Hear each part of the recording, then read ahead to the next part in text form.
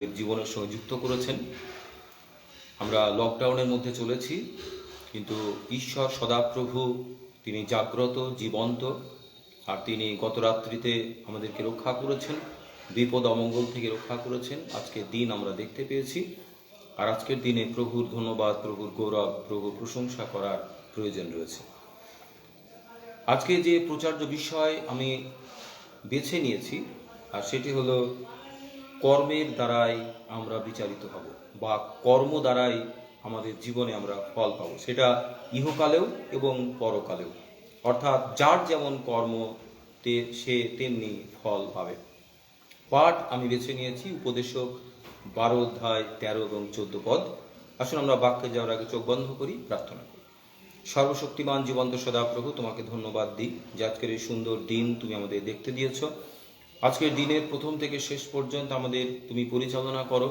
প্রভু গো, মানুষকে তুমি যেমনভাবে গঠন করতে চাও তুমি গঠন করো, যেন প্রভু আমাদের জীবনের মধ্য থেকে, চলার পথের মধ্য থেকে তোমার প্রশংসা গৌরব আমরা সর্বক্ষণ আমরা করতে পারি। যেন প্রভু গো, তুমি যেমনটি চাও তেমনিভাবে আমাদেরকে আমরা প্রস্তুত করতে পারি। যেন প্রভু আমরা যা কিছু করি তোমার গৌরবার্থে করি, আমাদের জীবনে শান্তি, আনন্দ, উন্নতি এবং উৎসাহের জন্য। পৃথিবীতে শান্তিময় জীবন, মৃত্যুর পরে স্বর্গবাড়ির অনন্তকালীন অধিকার আমরা প্রাপ্ত হতে পারি। প্রভু গো, আমরা যে যেখান থেকে এই বাক্যের সঙ্গে সংযুক্ত হয়েছি, যিশুর নামে প্রত্যেককে তুমি মুদ্রাঙ্কিত করো, পবিত্র আত্মায় তুমি পরিচালনা দান করো, যেন আমরা যা কিছু শুনি সেই মতো ভাবে আমাদের জীবনকে আমরা গঠন করতে পারি। প্রভু যিশু, তোমার নামে এই প্রার্থনা চাইলাম, অনুগ্রহ করে শ্রবণ ও গ্রাহ্য করো, আমেন। ঈশ্বরের মহানামের গৌরব এবং প্রশংসা একবার করি, কারণ তিনি বাঁচিয়ে না রাখলে আমরা বেঁচে থাকতে পারি না। যে পাঠ আমি বেছে নিয়েছি সকলের জন্য পাঠ করছি, যদি বাইবেল থাকে আমরা বাইবেল খুলব। উপদেশক তার 12 অধ্যায় 13 এবং 14 পদ। প্রচার্য বিষয়, যার যেমন কর্ম সে তেমনি ফল পাবে। উপদেশক 12 অধ্যায় 13 এবং 14 পদ। আইসো আমরা সমস্ত বিষয়ের উপসংহার শুনি।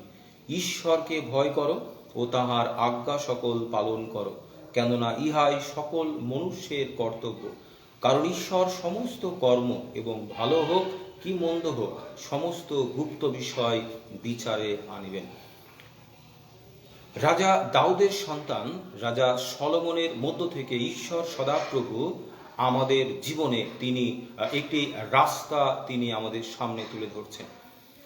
এই কারণে তিনি আমাদের সামনে এই বিষয়টি উপস্থাপন করছেন, যেন আমাদের জীবনকে আমরা পরিবর্তন করতে পারি, আমরা যেন সঠিক কাজ করতে পারি। কারণ ঈশ্বর জগৎকে ভালোবাসলেন এবং যিশুকে প্রেরণ করলেন। তিনি মানুষ আকারে পৃথিবীতে নেমে আসলেন যেন মানুষ সৎ কাজ করতে পারে, মানুষ ভালো কাজ করতে পারে, মানুষ সুন্দর জীবনযাপন করতে পারে, মানুষ পাপের রাস্তায় না যায়, যেন পুণ্যের রাস্তায়, ভালো রাস্তায়, আশীর্বাদের রাস্তায় মানুষ চলতে পারে। আমরা যেমন কাজ আমরা করব তার ফল আমরা পাবো। পবিত্র বাইবেলে অনেকবার আমরা দেখতে পাই।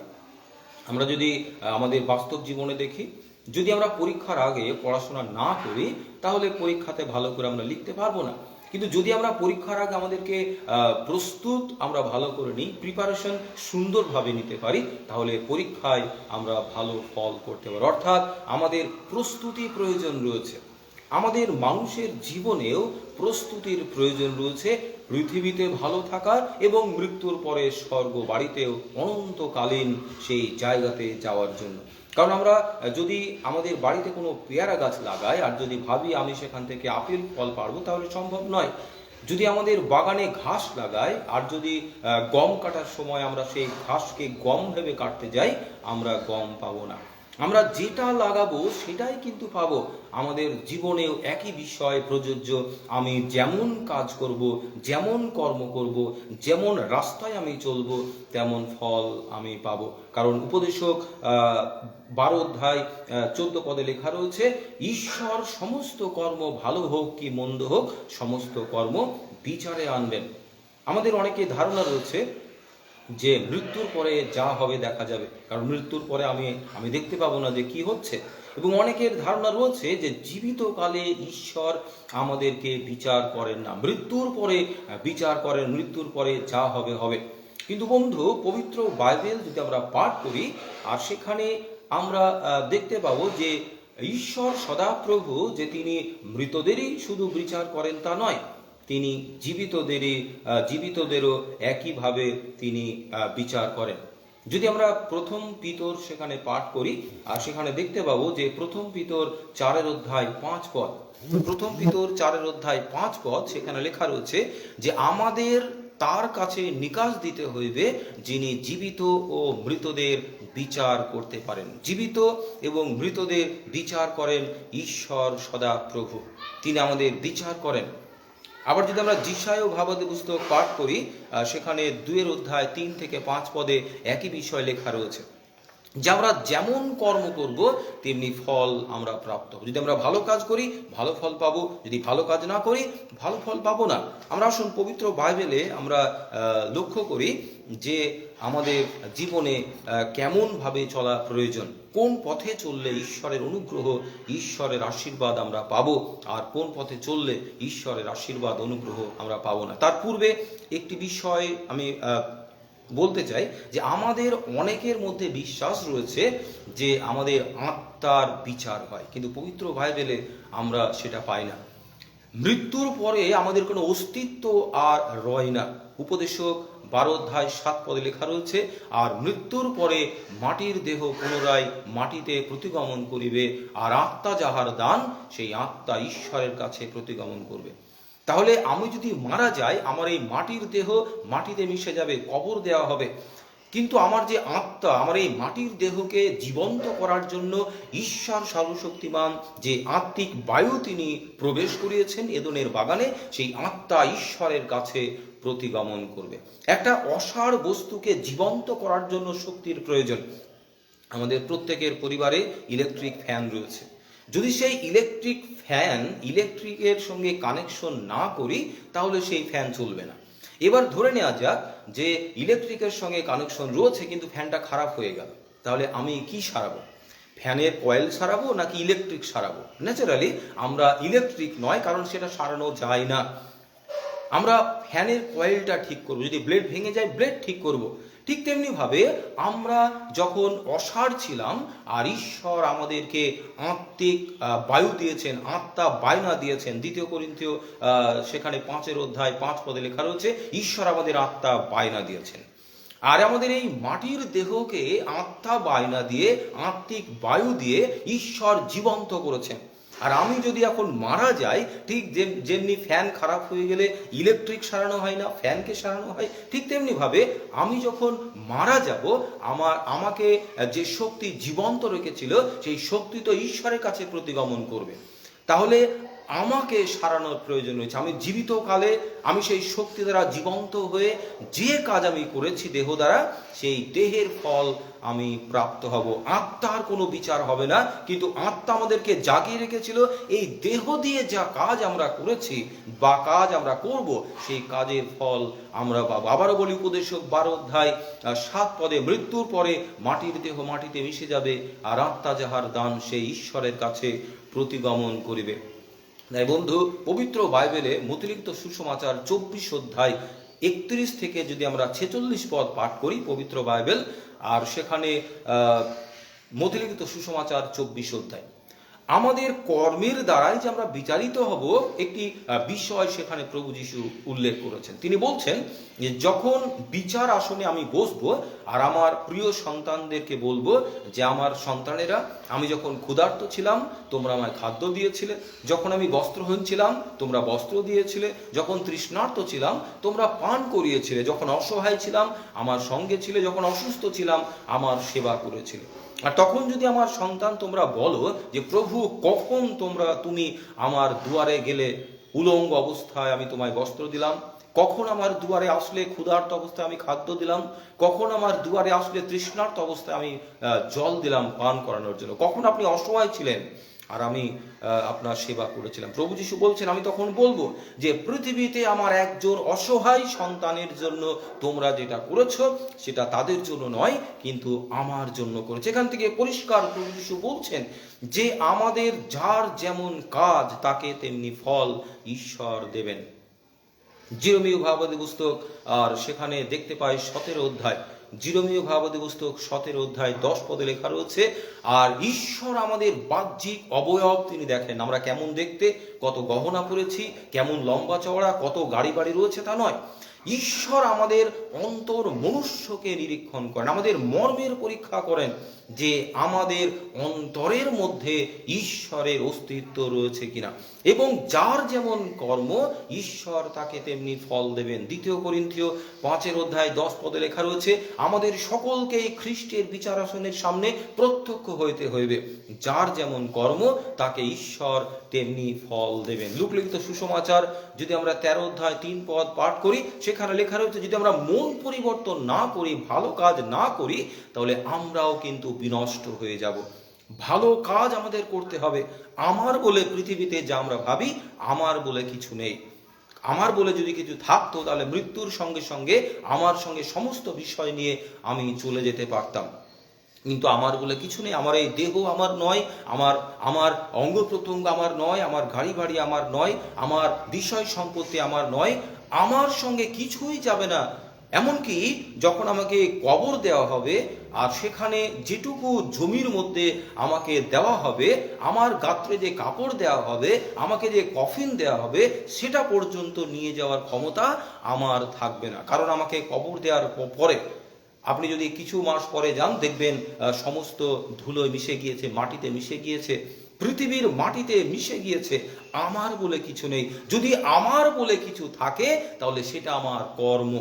আমি যদি ভালো কাজ করছি, সেই ভালো কাজের ফল ঈশ্বর আমায় দেবেন। পৃথিবীতে সুস্থ সুন্দর রাখবেন, মৃত্যুর পরে স্বর্গরাজ্যের অধিকারী করবেন। যদি আমরা পৃথিবীতে মন্দ কাজ করি, পৃথিবীতেও তিনি আমাদের বিচার করবেন, পৃথিবীতেও আমরা ফল পাবো, আর মৃত্যুর পরেও অনন্তকালীন নরকের রাজ্যে চলে যাব। যতক্ষণ আমরা বেঁচে রয়েছি, আসুন পৃথিবীতে শান্তিপূর্ণ জীবন যাপন করি, ঈশ্বরের আশীর্বাদ থেকে বঞ্চিত না হই। 2 বিবরণ যদি আমরা পাঠ করি, 28 অধ্যায় 14 পদে রয়েছে, যদি আমরা ঈশ্বরের নিকটবর্তী হতে পারি, ঈশ্বরকে ভয় করতে পারি, তার আজ্ঞা পালন করতে পারি, তাহলে আমরা যা কিছু কাজ করব, মাঠে চাষ করি, পশুপালন করি, যা কিছু করি, সমস্ত কার্যে ঈশ্বর আশীর্বাদ দেবেন। কিন্তু 2 বিবরণ 28 অধ্যায় যদি 15 থেকে শেষ পর্যন্ত পাঠ করি, সেখানে অভিশাপ রয়েছে। ঈশ্বর আমাদের তার অনুগ্রহ থেকে দূরে রাখবেন, আমাদের প্রয়োজন তিনি মেটাবেন না, আমরা চাষ করব, চাষে ফল পাবো না। ঈশ্বর কোনো রকম অনুগ্রহ আমাদেরকে করবে না, কারণ আমরা ভালো কাজ করছি না, সৎ কাজ করছি না। আমরা রাস্তায় দিয়ে চলেছি, একজন অসহায় রাস্তায় পড়ে রয়েছে, আমরা দেখে চলে গেলাম। একজন উলঙ্গ মানুষ ঘুরছে, আমরা রহস্য করলাম। একজন তৃষ্ণার্ত জল চাইছে, আমরা না দিয়ে চলে গেলাম। একজন বৃদ্ধা মা রাস্তা পার হতে পারছেন না, আমরা চলে গেলাম, পার করলাম না। এই যে ভালো কাজ করলাম না, ঈশ্বরের আশীর্বাদ থেকে আপনি বঞ্চিত হলাম। কিন্তু পৃথিবীতে যদি আমি ভালো কাজ করি, আর এই ভালো কাজ শুরু হয় পরিবার থেকে। ভালো কাজ শুরু হবে যখন আমরা পিতামাতার প্রতি কর্তব্য পালন করব। ভালো কাজ শুরু হবে যখন আমার সন্তানদের ঈশ্বরের আশীর্বাদের মধ্যে রেখে লালন পালন করব। ভালো কাজ শুরু হবে যখন আমি বাড়ির আশপাশের মানুষদেরকে ভালোবাসব। প্রভু যিশু বলেছেন, প্রতিবাসীকে ভালোবাসো, গুরুজনদের শ্রদ্ধা করো, পিতা মাতাকে সমাদর করো, ভালো কাজ করো, একে অপরের জন্য চিন্তা করো। আমরা সকল সময় চাই যে অপর মানুষ আমার জন্য কিছু করুক, কিন্তু মথিলিখিত সুসমাচার 7 অধ্যায় 12 পদে ঈশ্বর সদাপ্রভু বলছেন, প্রভু যিশু বলছেন, তোমরা যখন অপরের কাছ থেকে চাও তারা তোমার জন্য ভালো কাজ করুক, আগে তুমি তাদের জন্য ভালো কাজ করো। কর্ম আমাদের সঙ্গে যাবে। কলসীয় 3 অধ্যায় যদি প্রথম থেকে পাঠ করি, বা মথিলিখিত সুসমাচার 6 অধ্যায় 19-20 পদে যদি আমরা দেখি, মথিলিখিত সুসমাচার 6 অধ্যায় 19-20, কলসীয় 3 অধ্যায় প্রথম থেকে যদি আমরা পাঠ করি, সেখানে লেখা রয়েছে, আমরা পৃথিবীর কর্মের মধ্যে যখন ভালো কাজ করি, জগতের মধ্যে থেকেও যখন আমরা ভালো কাজ করি, আর এই ভালো কাজ ঈশ্বর তার জ্ঞানের মধ্যে লিপিবদ্ধ রাখেন, তিনি আশীর্বাদ আমাদেরকে দেন, অনুগ্রহ করেন যতদিন পৃথিবীতে বাঁচি। আর এই যে ভালো কাজ আমি করছি, এটার ফল বিচারে ঈশ্বর আমাকে দেবেন। পৃথিবীতে তো আমি শান্তিতে থাকবো, আমার সন্তান সন্ততি ভালো থাকবে, পরিবার উন্নতির দিকে যাবে, আশীর্বাদ পাবো। আর মৃত্যুর পরেও আমি যে পৃথিবীতে ভালো কাজ করেছি, আর তার জন্য ঈশ্বর স্বর্গ বাড়ির মহিমায় আমাদেরকে মহিমান্বিত করবেন। তাই বন্ধু, আত্মার কোনো বিচার নয়, আমার দেহ দিয়ে যা কাজ করব তার বিচার ঈশ্বর করবেন। আর আমাদের সেই বিচারের যাওয়ার আগে আমাদের প্রস্তুত হতে হবে যেন আমরা ভালো কাজ করতে পারি, প্রতিবেশীর সঙ্গে শান্তিতে থাকতে পারি, সুন্দর রাস্তায় চলতে পারি, সৎ কথা বলতে পারি, সৎ কাজ করতে পারি। আর যখন আমি সৎ কথা বলবো, সৎ কাজ করব, ঈশ্বরের অনুগ্রহরূপ বৃষ্টি আমার আপনার উপরে পড়বে, আমার আপনার পরিবারে আসবে, আমরা শান্তি, আনন্দ, উৎসাহ, উন্নতির দিকে চলে যাব। তাই আমরা যেন ভালো কাজ করতে পারি। দ্বিতীয় বংশাবলী 25 অধ্যায় 4 পদেও একই বিষয় লেখা রয়েছে। প্রথম যোহন 3 অধ্যায় 20, ইব্রিয় 4 অধ্যায় 12, ইব্রিয় 4 অধ্যায় 13, প্রকাশিত বাক্য 22 অধ্যায় 12, রোমিও 14 অধ্যায় 12। এই সমস্ত পদগুলি যদি আমরা পাঠ করি আর তাহলে দেখতে পাবো আমরা যেমন কাজ করছি তেমনি ফল পাবো। যেমন বলছিলাম, যদি আমরা মাঠে আমরা কাঁটা গাছ লাগাই, আমরা ধান কাটতে যাই, তাহলে আমরা কাঁটাই কাটতে হবে, কারণ ধান আমি লাগাইনি। আমাদের জীবনে যদি আমরা ভালো কাজ আমি করছি আর তাহলে ঈশ্বর আমাদেরকে ভালো ফল দেবেন, আর যদি ভালো কাজ না করছি ঈশ্বর আমাদেরকে তেমনিভাবে ফল দেবেন। আর সেই জন্য আসলে আমরা পবিত্র বাইবেল থেকে কতগুলি বিষয় আমরা উপলব্ধি করার চেষ্টা করি। রোমিও 14 অধ্যায় 12, প্রথম করিন্থীয় 3 অধ্যায় 12 থেকে 15, দ্বিতীয় করিন্থীয় 5 অধ্যায় 10, জিহিজকেল 12 অধ্যায় 14 এবং প্রকাশিত বাক্য 21 অধ্যায় প্রথম থেকে শেষ পদ আমরা দেখতে পাই। পৃথিবীর প্রতিটা মানুষকে খ্রিস্ট যিশুর বিচার আসনের সামনে দাঁড়াতে হবে। সেখানে কোনো জাতি ধর্ম নয়, উঁচু নিচু নয়, সেখানে সমস্ত মানুষ, কারণ ঈশ্বর কোনো জাতি সৃষ্টি করেননি। আমরা জাতি করেছি আমাদের নিজেদের জন্য, কিন্তু ঈশ্বর করেছেন মানুষ সৃষ্টি, যেন মানুষ একে অপরকে ভালোবাসতে পারে, একে অপরের পাশে দাঁড়াতে পারে, একে অপরকে শ্রদ্ধা করতে পারে, একে অপরের জন্য চিন্তা করতে পারে, একে অপরের বিপদ আপদে কাছে দাঁড়াতে পারে, একে অপরের দুঃখে দুঃখী হতে পারে, একে অপরের আনন্দে আনন্দ করতে পারে। অর্থাৎ একটা মানুষ মানুষের পাশে থেকে একটা সুন্দর প্রেমের বাতাবরণ তৈরি করতে পারে। সেই জন্য আমরা প্রতিটা মানুষ পৃথিবীতে এসেছি, আমরা মানুষ হিসাবে, কোনো জাতি ধর্ম হিসাবে নয়। ঈশ্বর যে জাতি নির্মাণ করেছেন সেটা হলো মনুষ্য জাতি। ঈশ্বর যে ধর্ম নির্মাণ করেছেন সেটা হলো মানব ধর্ম। আর সেই জন্য আমাদের প্রতিটা মানুষকেই ঈশ্বর বিচার করবেন। আমাদের খ্রিস্টানদের বিচার করবেন তা নয়, কারণ প্রভু যিশু, আমি গতকাল বলছিলাম, প্রভু যিশু শুধু খ্রিস্টানদের নয়, সমস্ত মানব জাতির, কারণ ঈশ্বর মানুষকে সৃষ্টি করেছেন। যোহন 3 অধ্যায় 16, কারণ ঈশ্বর জগৎ কেমন প্রেম করলেন, তার একমাত্র পুত্র প্রভু যিশু খ্রিস্টকে প্রেরণ করলেন, যেন যে কেহ তাহাতে বিশ্বাস করে সে বিনষ্ট না হয় কিন্তু অনন্ত জীবন পায়। প্রতিটা মানুষের বিচার হবে, আর বিচার করবেন খ্রিস্ট যিশু স্বয়ং। আর সেই জন্য আমরা এখানে দেখলাম কতগুলি পদে, আর সেখানে লেখা রয়েছে যে প্রতিটা মানুষকে খ্রিস্টের বিচার আসনের সামনে দাঁড়াতে হবে। কবে সেই বিচার? না, প্রভু যিশু যখন দ্বিতীয় আগমন করবেন। কখন সেই দ্বিতীয় আগমন? না, দ্বিতীয় আগমনের পূর্বে কতগুলি বিষয় ঘটবে। আমি চট করে সেটা বলতে চাই যে দ্বিতীয় আগমন কখন হবে, কিভাবে আমরা জানবো। অনেকে বলে যে প্রভু যিশু দ্বিতীয় আগমন করেছেন, কিন্তু পবিত্র বাইবেল তার শিক্ষা দেন। আসুন পবিত্র বাইবেল থেকে দেখি যে দ্বিতীয় আগমনের পূর্বে কি কি বিষয় সেখানে হতে চলেছে। মথিলিখিত সুসমাচার 24 অধ্যায়, আমি 29 পদ থেকে পাঠ করছি। মথিলিখিত সুসমাচার 24 অধ্যায় 29 থেকে। আর সেই সময় মানে যখন দ্বিতীয় আগমন হবে, তার পূর্বে যে কষ্ট ব্যথা বেদনার সময় রয়েছে, আর সেই সময় ক্লেশের পরেই সূর্য অন্ধকার হইবে, চন্দ্র জ্যোৎস্না দিবে না, আকাশ হইতে তারাগণের পতন হইবে ও আকাশমণ্ডলের পরাক্রম সকল বিচলিত হইবে। আর তখন মনুষ্যপুত্রের চিহ্ন আকাশে দেখা যায়, মানে প্রভু যিশু তিনি মেঘরথে আসবেন, মনুষ্যপুত্রের চিহ্ন আকাশে দেখা যাবে। আর কি? আর তখন পৃথিবীর সমুদয় গোষ্ঠী বিলাপ করবে এবং মনুষ্যপুত্রকে আকাশীয় মেঘরথে ও পরাক্রম ও মহাপ্রতাপে আসিতে দেখিবে। মানুষ কেন বিলাপ করবে? কারণ মানুষ বিলাপ করবে যে কেন যিশুর কথা মান্য করেনি। কারণ আমি কালকে বলছিলাম, যিশুকে বিশ্বাস করা মানে খ্রিস্টান হয়ে যাওয়া তা নয়। যিশুকে বিশ্বাস করা মানে মন পরিবর্তন করা, নূতন একটা মানুষে রূপান্তরিত হওয়া, ভালো মানুষ হওয়া। আর এখানে লেখা রয়েছে যে সমস্ত মানুষ বিলাপ করবে। আর তারপর লেখা রয়েছে মথি 24:31 পদে, আর তিনি মহা তুরিধ্বনি সহকারে আপন দূতগণকে প্রেরণ করিবেন, তার আকাশের এক সীমা অবধি অন্য সীমা পর্যন্ত চারি বায়ু হইতে তাহার মনোনীত দিগকে একত্র করবেন। আর তখনই সময় সন্নিকট হইবে প্রভু যীশু খ্রিস্টের দ্বিতীয় আগমনে। আর সেই জন্য বর্তমান যুগের দিকে যদি আমরা তাকাই বন্ধু, সময় কিন্তু সন্নিকট। তাই আসুন যিশুর বাক্যকে আমরা গ্রহণ করি, যিশুকে অনুসরণ করি এবং সুন্দর একটা মানুষে পরিণত হই। কারণ আমরা যে যেমন কাজ করব পৃথিবীতেও তেমনি ফল পাবো, মৃত্যুর পরেও অনন্ত কালীন জায়গায় আমরা যাব। দুটি অনন্তকালীন জায়গা, একটা নরক আর একটা স্বর্গ। নরক আগুনের জায়গা, যারা পৃথিবীতে ভালো কাজ করবে না পৃথিবীতেও নরক যন্ত্রণা, মৃত্যুর পরেও নরক যন্ত্রণা। যারা ভালো কাজ করবে পৃথিবীতে শান্তি, আনন্দ, উন্নতি, উৎসাহ এবং মৃত্যুর পরে স্বর্গবাড়ির অধিকারী। অর্থাৎ সমস্ত মানুষকে বিচারের সামনে দাঁড়াতে হবে, কেউ আমরা বাদ যাব না। তাই আসুন আমাদের জীবনকে পাল্টে ফেলে ভালো কাজ করি। কারণ দেখুন, মন্দ কাজ করলে মানুষের মন্দ কথা, কটু কথা, গালিগালাজ ছাড়া, অপমান ছাড়া আর আমরা কিছু পাবো না। হয়তো মানুষ আপনাকে সামনে নমস্কার করবে, ভালোবাসবে, পিছনে গালাগালি দেবে। এই জীবন বাদ দিয়ে আসুন আমরা ভালো কাজ করি, একে অপরের পাশে দাঁড়ায়, মানুষের জন্য চিন্তা করি এবং ঈশ্বর সর্বশক্তিমান, যিনি এই বিশ্ব ব্রহ্মাণ্ড তিনি নির্মাণ করেছেন, পরিচালনা করছেন। প্রতিদিন সূর্য পূর্ব দিকে উঠছে, পশ্চিমে অস্ত যায়, প্রতিদিন রাত্রিবেলায় চাঁদের আলো দেয়, কত জ্যোতিষ্ক আকাশে থাকে আমাদের আলো দেওয়ার জন্য। আমাদের হাওয়া বাতাস প্রভু দিয়েছেন, কত ফুল ফল দিয়েছেন, মাঠে শস্য ফলাচ্ছেন, আমাদের দৈনন্দিন খাদ্য জুগিয়ে চলেছেন, বস্ত্র জুগিয়ে চলেছেন, সুন্দর বাসস্থান দিয়েছেন।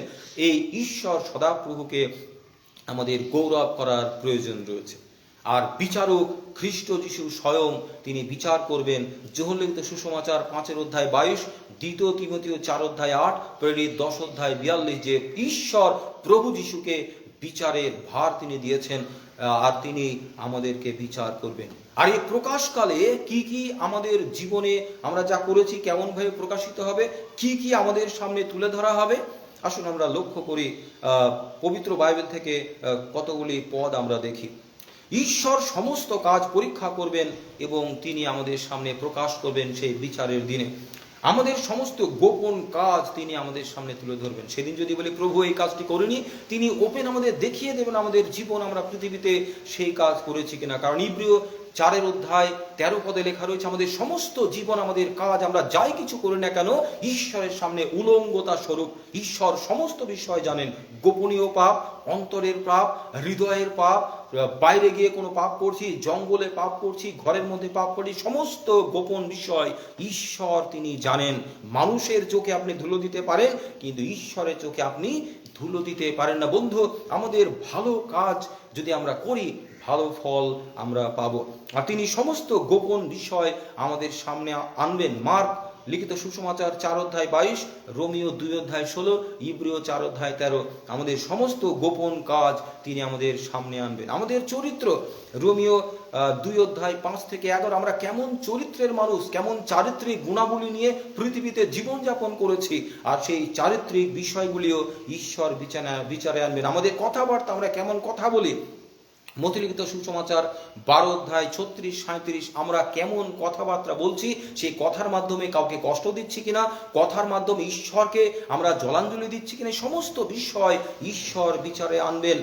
আমাদের সৎ কাজ, ইফিসীয় তার 6:8, যদি আমরা সৎ কাজ করছি, ভালো কাজ করছি, ঈশ্বর সেগুলি বিচারে আনবেন। মথিলিখিত সুসমাচার 24:31 থেকে যদি আমরা কয়েকটি পদ পাঠ করি, সেখানেও ভালো কাজ আমরা যা করেছি, ভালো কাজের তিনি ভালো কাজগুলির ফল ঈশ্বর আমাদেরকে দেবেন। আমাদের মনোভাব, মথিলিখিত সুসমাচার 5:22, আমাদের মনোভাব কেমন রয়েছে, মনের মধ্যে কুটিল চিন্তা রয়েছে কিনা, বাইরে কাউকে ভালোবাসছি, মনের মধ্যে তাকে কষ্ট দেওয়ার, তার ক্ষতি করার চিন্তা করছি, এটাও বন্ধু ঈশ্বর বিচারে আনবেন। কারণ জিরোমীয় 17:10 লেখা রয়েছে, ঈশ্বর আমাদের অন্তরের পরীক্ষা করেন, সেখানে প্রভু রয়েছেন কিনা, সেখানে সততা রয়েছে কিনা, সেখানে ভালো রয়েছে কিনা, সেখানে পবিত্র জীবনযাপন আপনি করছেন কিনা। আপনার বাহ্যিক মনুষ্য নয়, ইনার বিং, অন্তর মনুষ্যকে ঈশ্বর বিচার করেন। মৌখিক প্রভুর গৌরব করলে মুখে মানুষকে ভালোবাসতে হবে না বন্ধু, ঈশ্বর আপনার অন্তঃকরণ পরীক্ষা করেন। তাই আমাদের মনোভাবের তিনি বিচার করবেন। আমাদের লক্ষ্য বা উদ্দেশ্য, 1 করিন্থীয় 4:5, আমাদের উদ্দেশ্য কি ভালো, আমাদের উদ্দেশ্য কি ঈশ্বরের গৌরবের জন্য, মানুষের উন্নতির জন্য, মানুষের শান্তির জন্য, আমাদের পদক্ষেপ, আমাদের লক্ষ্য কি সমাজের উন্নতির জন্য নাকি আমার বৃদ্ধির জন্য। মন্দ কাজের জন্য। বন্ধু, আমাদের লক্ষ্য বা উদ্দেশ্য কি? ঈশ্বর বিচারে আনবেন।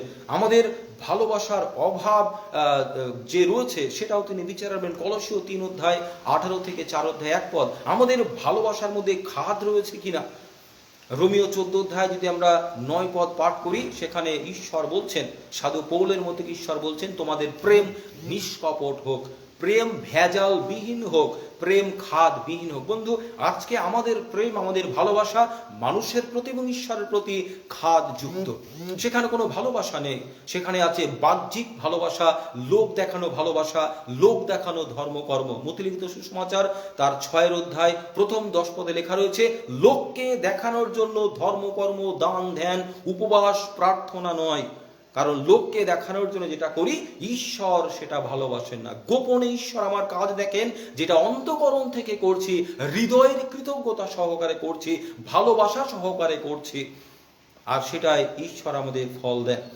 আমাদের পরিচর্যা কেমন আমরা করছি মানুষের প্রতি এবং ঈশ্বরের প্রতি। 1 Corinthians 3 অধ্যায় 13 পদে আমরা মানুষকে কেমন সেবা দিচ্ছি, অন্তঃকরণ থেকে না অন্তঃকরণের বাইরে থেকে। আমরা যেমন কাজ করব তেমনি ফল ঈশ্বর আমাদের দেবেন। প্রকাশিত বাক্য 22 অধ্যায়, আর সেখানে আমরা দেখতে পাবো, প্রকাশিত বাক্য 22 অধ্যায় 12 পদে প্রভু যীশু বলছেন, আমি শীঘ্র আসছি, আমার দাতব্য পুরস্কার আমার সঙ্গে রয়েছে, যার যেমন কর্ম তাকে তেমনি ফল আমি দেব। যার যেমন কর্ম তাকে তেমনি ফল দেব। একটি ছোট্ট গল্প বলে আমি শেষ করতে চাই, যে আমাদের জীবনকে কেমনভাবে চালানোর প্রয়োজন রয়েছে, আর ঈশ্বর কেমনভাবে তার দৃষ্টিতে আমাদেরকে রাখেন, আমরা কেমন কাজ করি, কেমন কাজ করা প্রয়োজন, এবং কিভাবে ঈশ্বরের অনুগ্রহ আশীর্বাদের মধ্যে আমরা আমাদেরকে চালাতে পারবো। রবীন্দ্রনাথের একটি লেখার মধ্য থেকে, কাব্যের মধ্য থেকে আমি বলতে চাই, যেটা হলো কৃপণ। কৃপণ একটি কবিতা রয়েছে, আর সেই কৃপণ কবিতাতে রবীন্দ্রনাথ একটি ভিক্ষুকের বিষয় তিনি বলছেন। আর সেখানে রবীন্দ্রনাথ ঠাকুর বলছেন যে একজন ভিখারি রাস্তায় রাস্তায় তার ঝোলা নিয়ে ঘুরছে, আর ভিখারি প্রতিদিন সকালবেলায় তার ছেঁড়া ঝোলা নিয়ে যখন ঘুরে, দুয়ারে দুয়ারে যায়, দরজা ঠকঠক করে, কেউ খোলে কেউ খোলে না, কেউ দেয় কেউ দেয় না, কেউ কটু কথা বলে, কিন্তু সেই ভিখারির কাজ হলো ভিক্ষা করার, অন্য কাজ করে সে খেতে পারে না, তার শারীরিক দুর্বলতা রয়েছে। আর এই ভিক্ষুকের প্রতিদিনের প্রার্থনা যে, প্রভু আর কতদিন এই ভিক্ষার ঝুলি নিয়ে দুয়ারে দুয়ারে ঘুরতে হবে, আর কতদিন। আর সে চিন্তা করে, কোনোদিন যদি আমি রাজাধিরাজকে দেখতে পাই, আর আমি রাজাধিরাজের কাছে আমি হাঁটু গেড়ে দুহাত বাড়িয়ে চাইবো, প্রভু গো আমায় কিছু দাও, আমাকে যেন আর ভিক্ষাবৃত্তি না করতে হয়। আর এমন একদিন রবীন্দ্রনাথ ঠাকুর বলছেন যে এমন একটা দিন এসেছে, আর ভিখারি রাস্তায় বার হয়েছে, আর চারিদিকে চেঁচামেচি শুরু হয়ে গিয়েছে, রাজাধিরাজ আসছেন, রাজাধিরাজ আসছেন সোনার রথে করে। এই ভিখারির মাথায় খেললো, আমার স্বপ্ন এখনই বাস্তবায়িত হবে। আনন্দ পেল, আর কয়েক মুহূর্ত, এরপরে আর আমাকে আর ভিক্ষা করতে হবে না, আর আমাকে দুয়ারে দুয়ারে গিয়ে আমার হাত পাততে হবে না, আর আমাকে নোংরা খাবার খেতে হবে না। আর রাজাধিরাজ আসছেন, আমি তার কাছে হাত বাড়াবো, আর দুহাত ভরে তিনি আমাকে মণিমুক্তা দেবেন, আর আমাকে আর ভিক্ষা করতে হবে না। আর এই চিন্তা করছে, আর ভিখারি রাস্তায় চলেছে। হঠাৎ সেই রাজাধিরাজের গাড়ি, সোনার রথ তার সামনে এসে দাঁড়িয়েছে। আর রাজাধিরাজ যখন সোনার রথ থেকে নামছেন, আর এই ভিখারি পাশ ঘুরে রাজাধিরাজের কাছে হাত পাততে যাবে, এমন সময় দেখা গেল রাজাধিরাজ স্বয়ং গাড়ি থেকে নেমে এসে তার কাছে হাত বাড়িয়ে বলছে, ওহে আমায় কিছু দাও। কয়েক মুহূর্তের মধ্যে রবীন্দ্রনাথ ঠাকুর বলছেন যে ভিখারির মধ্যে একটা যেন কি রহস্যের খেলা খেলে গেল। ভিখারি ভাবছে, কেমন রহস্য, আমি ভিক্ষুক, আমি দুয়ারে দুয়ারে হাত পাতি খাই, আমি ভিক্ষা করে খাই, আর সোনার রথে করে রাজাধিরাজ এসে আমার কাছে হাত পাচ্ছেন, আমি যার কাছে হাত পাতার জন্য অগ্রিম হয়ে রয়েছি, যে তার কাছে হাত পেতে অনেক কিছু নেব, আমায় যেন ভিক্ষা করতে না হয়, আর সেই রাজাধিরাজ আমার কাছে হাত বাড়িয়েছেন। রবীন্দ্রনাথ ঠাকুর বলছেন যে যেহেতু রাজাধিরাজ আমার সামনে হাত বাড়িয়েছেন, ভয়ে হোক ভালোবাসায় হোক আমায় কিছু দিতে হবে।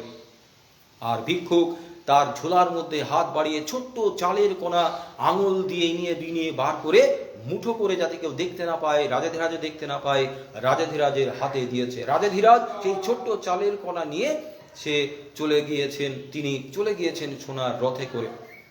আর এমন একটা সময় এসেছে, সেই ভিক্ষুক বাড়িতে গিয়ে সমস্ত খাবার সে আলাদা করছে।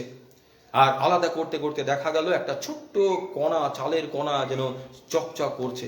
আর সে ভিখারি বুঝতে পারলো না যে সোনার চালের কণা কোথা থেকে আসলো। হঠাৎ সে চিন্তা করলো, তাই তো রাজাধিরাজ আমার কাছে হাত পেতেছিলেন, আমি ছোট্ট চালের কণা তাকে দিয়েছিলাম আর সেটাই তিনি সোনা করে আমাকে ফেরত দিয়েছেন। তখন তার মধ্যে এক দুঃখ, ব্যথা বেদনা চলে আসলো। বললো, হায় হায়, আমি কি ভুল করেছি। রাজাধিরাজের সামনে আমি গিয়েছিলাম, রাজাধিরাজ স্বয়ং আমার কাছে চেয়েছিলেন, আমি যদি আমার ঝোলা উজাড় করে তাকে দিতে পারতাম, আমার ঝোলার 16 আনা তাকে দিতে পারতাম, রাজাধিরাজ 16 আনা সোনা করে আমাকে ফেরত দিতেন, আমাকে আর ভিক্ষাবৃত্তি করতে হতো না, আমার স্বপ্ন বাস্তবায়িত হতো। রাজাধিরাজ যখন হাত বাড়িয়েছিলেন, ভিক্ষুক ছোট্ট চালের কণা দিয়েছিল। বন্ধু, আমাদের জীবনের 16 আনা ঈশ্বর চান। আমাদের জীবনের 16 আনা যদি ঈশ্বরের হাতে আমরা দিতে পারি, তাহলে তিনি আমাদেরকে সোনায় পরিপূর্ণ করবেন, 16 আনা আশীর্বাদ আমাদেরকে দেবেন। যদি আমরা 1 আনা দিই, সেই 1 আনা আশীর্বাদ পাবো। আবারও ফিরে যায় প্রথমে, যার যেমন কর্ম ঈশ্বর তাকে তেমনি ফল দেবেন। আসুন আজ থেকে আমরা ভালো কাজ করি, সুন্দর কাজ করি, সৎ কাজ করি, মানুষের জন্য চিন্তা করি, একে অপরের পাশে দাঁড়াই, পিতামাতার প্রতি কর্তব্য পালন করি, গুরুজনকে শ্রদ্ধা করি, সন্তানদের লালন পালন করি, প্রতিবেশীর সঙ্গে সৎ ব্যবহার করি এবং সকলের সঙ্গে শান্তিতে থেকে ঈশ্বরের দিকে দৃষ্টি রেখে সরল পথে জীবনযাপন করি। কারণ যার যেমন কর্ম তাকে তেমনি ঈশ্বর ফল দেবেন। পৃথিবীতে যদি ভালো কাজ আপনি করছেন, ঈশ্বর আপনার পাশে রয়েছেন, আপনার সমস্ত স্বপ্ন ঈশ্বর বাস্তবায়িত করবেন। আপনার সন্তানেরা সুস্থ থাকবে, প্রতিষ্ঠিত হবে।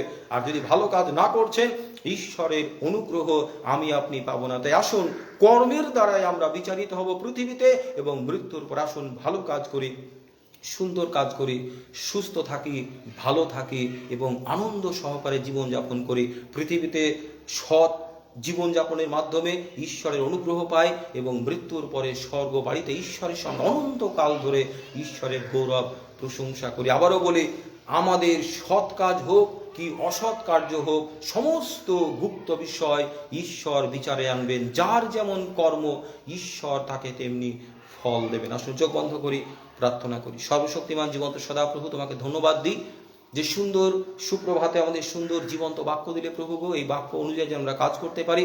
আত্মার বিচার নয়, তুমি আমাদের কাজের বিচার করবে। তাই প্রভু, যতক্ষণ বেঁচে রয়েছে যেন ভালো কাজ করতে পারি, সৎ কাজ করতে পারি, সুন্দর কাজ করতে পারি, যেন বিচারে ভালো ফল পায়, পৃথিবীতে শান্তিতে বাঁচতে পারি, আনন্দ উৎসাহ সহকারে বাঁচতে পারি, সন্তানেরা বড় হতে পারে, মৃত্যুর পরে স্বর্গ বাড়ির অধিকারী হতে পারি এবং তোমার গৌরব রাজ্যে অনন্তকাল ধরে থাকতে পারি। প্রভু যীশু, প্রত্যেককে আশীর্বাদ করো প্রভু গো।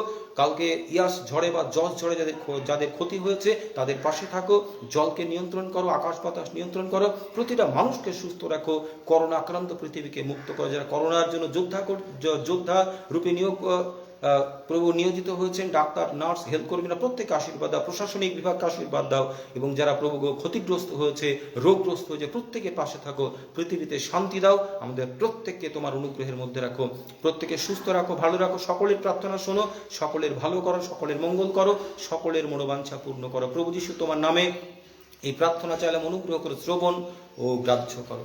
বন্ধু, ঈশ্বর আপনার সঙ্গে রয়েছেন। আসুন আমরা ভালো কাজ করি, সুন্দর কাজ করি। প্রভু যিশুর প্রেমের বাণী আরেকবার বলি, প্রতিবেশীকে ভালোবাসো, প্রতিবেশীকে আপনার মতো প্রেম করো, মানুষকে শ্রদ্ধা করো, মানুষের পাশে দাঁড়াও, উলঙ্গকে বস্ত্র দাও, খাদ্যহীনকে খাদ্য দাও, তৃষ্ণার্তকে পান করার জন্য জল দাও, গৃহহীনকে তোমরা আশ্রয় দাও, অসহায়দের পাশে থাকো, দুঃখার্তদের পাশে থাকো, যারা অন্ধ অবস্থায় রাস্তা রয়েছে, অন্ধকে রাস্তা পার করে দাও, একে অপরের জন্য ভালো চিন্তা করো, শান্তিতে বাঁচো, গুরুজনকে শ্রদ্ধা করো, পিতামাতার প্রতি কর্তব্য পালন করো। আসুন এই ভালো কাজগুলো আমরা করি।